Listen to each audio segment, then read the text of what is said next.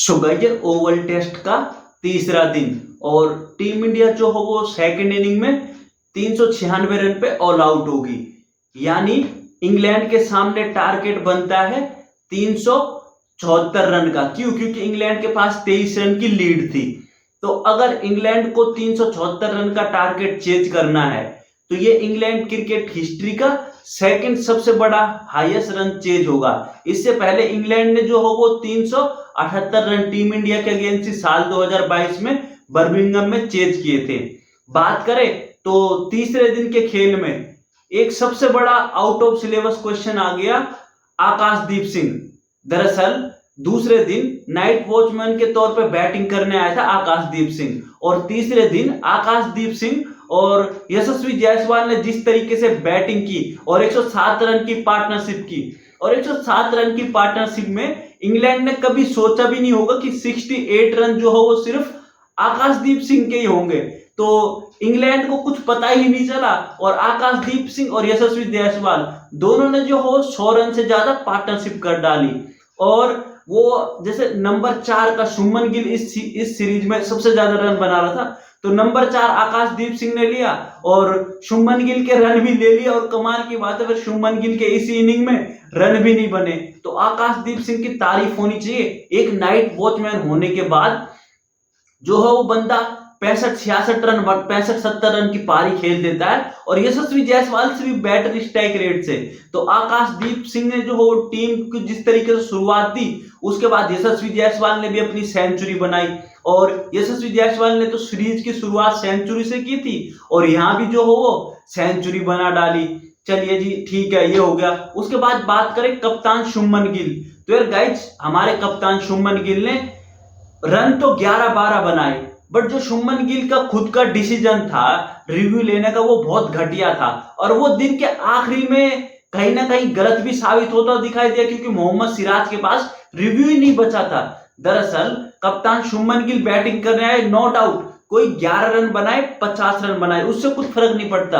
But आप जब सामने से बॉलर ने आपको एलपीडब्ल्यू आउट करवा दिया और आप बिल्कुल विकेट के सामने पकड़े गए हो, उसके बाद भी जो कप्तान शुभमन गिल ने गलत रिव्यू लिया, भाई एज ए आप कप्तान हो ठीक है, आपके पास जो हो वो सबसे ज्यादा अपॉर्चुनिटी होती है बतौर कप्तान की कहां बैटिंग करनी है क्या करना है, बट आप एक रिव्यू को बर्बाद कर रहे हो। दूसरे दिन साई सुदर्शन ने रिव्यू गलत किया था, तीसरे दिन पहले शुभमन गिल ने रिव्यू गलत किया, फिर उसके बाद जो हो एक और रिव्यू गलत कर दिया ध्रुव जुरैल ने। तो शुभमन गिल ने जो हो रिव्यू बहुत ही गलत मिसयूज किया और भाई आउट था और साफ दिख भी रहा था। वो खुद बंदा रिव्यू लेने में झिझक रहा है बट फिर भी जो हो जबरदस्ती लिया। ध्रुव जुरैल ने भी ऐसा ही किया और ध्रुव जुरैल तो जो झूठ बोलता वो भी दिखाई दिया, साफ कह रहा है कि बैट लगा है, सामने जडेजा बैटिंग कर रहा है और कह रहा है बैट लगा है। और जब बाद में रिव्यू आया डीआरएस हुआ और पता चला कि बॉल तो बैट के लगी ही नहीं है। तो टीम इंडिया की जो बैटिंग में सबसे ज्यादा कमी दिखाई दी वो 3 रिव्यू थे और तीनों ही गलत लिए। साई सुदर्शन ने दूसरे दिन और तीसरे दिन गिल और ध्रुव जुरैल सारे रिव्यू गलत। बात करें तो बैटिंग में बैट से रन किसने बनाए? आकाशदीप सिंह, यशस्वी जायसवाल, नीचे जडेजा ने और वॉशिंगटन सुंदर ने। जबरदस्त दोनों ने जो हो बैटिंग की, स्पेशली वॉशिंगटन सुंदर ने जिस तरीके से जो हो आखिरी में 35-40 रन बनाए, जहां ऐसा लग रहा था कि वॉशिंगटन सुंदर T20 मैच खेल रहा है, पटाई पट मारे ही जा रहा था, छक्के ही छक्के। वॉशिंगटन सुंदर ने 5 या 6 छक्के मारे और वो भी आखिरी के 12 बॉल में वॉशिंगटन सुंदर ने 36 से 40 रन बना दिए और प्रसिद्ध कृष्णा को एक भी बॉल नहीं खेलने दी 11वें नंबर के बैटर को। तो जबरदस्त बैटिंग किया और जो पिछले मैच का कॉन्फिडेंस होगा मैनचेस्टर में जडेजा और सुंदर ने मैच बचाया था तो उसको उसका कॉन्फिडेंस जो वो साफ दिखाई दे रहा था दोनों की बैटिंग में। तो बात करें तो बैटिंग में निराश किसने किया? कप्तान शुभमन गिल ने, करुण नायर ने। साई सुदर्शन पहले दिन ही दूसरे दिन ही आउट हो चुका था, केएल राहुल आउट हो चुका था, बट तीसरे दिन सबसे पहले कप्तान शुभमन गिल ने निराश किया क्योंकि शुभमन गिल से पहले आकाशदीप सिंह और जायसवाल अच्छा खासा बॉल को पुराना कर चुके थे और अच्छी खासी पार्टनरशिप बन चुकी थी। शुभमन गिल, उसके बाद करुण नायर ने जितनी भी बॉलें खेली ऐसा लग रहा था कि हर बॉल पे जो हो करुण नायर आउट ही होगा।